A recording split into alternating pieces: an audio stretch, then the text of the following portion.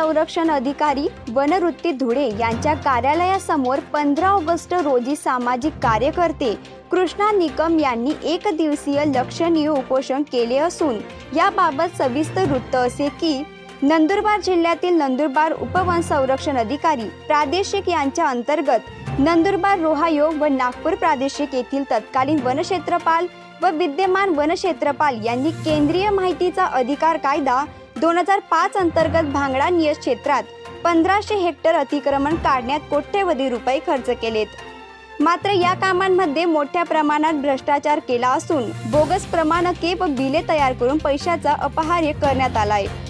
सदर ती खरी माहिती मागितली असता वनक्षेत्रपाल यांनी दिशाभूल करणारी माहिती देऊन व उडवाउडवीचे पत्र देऊन निकम यांची दिशाभूल केली आहे आणि बोगस बिलांचे संपूर्ण रेकॉर्ड वन विभागाच्या कार्यालयातून गायब करण्यात आल्याचे समजले। मी कृष्णा निकम, सामाजिक कार्यकर्ता, नवापूर प्रादेशिक आणि नंदुरबार रोहायो या वन परिक्षेत्र अधिकारी यांच्याकडे माहितीच्या अधिकार अधिनियम 2005 अन्वये अर्ज दाखल केले होते। तरी संदर्भीय विषयाने माहिती मागितली असता वनाधिकारी यांनी अद्याप मला माहिती दिली नाही।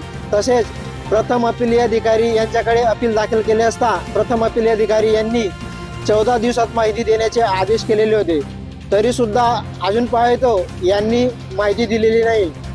तरी संबंधित जनमाहिती अधिकारी यांनी आपल्या कार्यालयातील रेकॉर्ड हे गायब केल्याचे समजते, म्हणून 100% या कामांची चौकशी करण्यात यावी अशी मागणी मी आज मुख्य वनसंरक्षक धुळे वनवृत्ती यांच्या कार्यालयासमोर उपोषणाला बसलो आहे।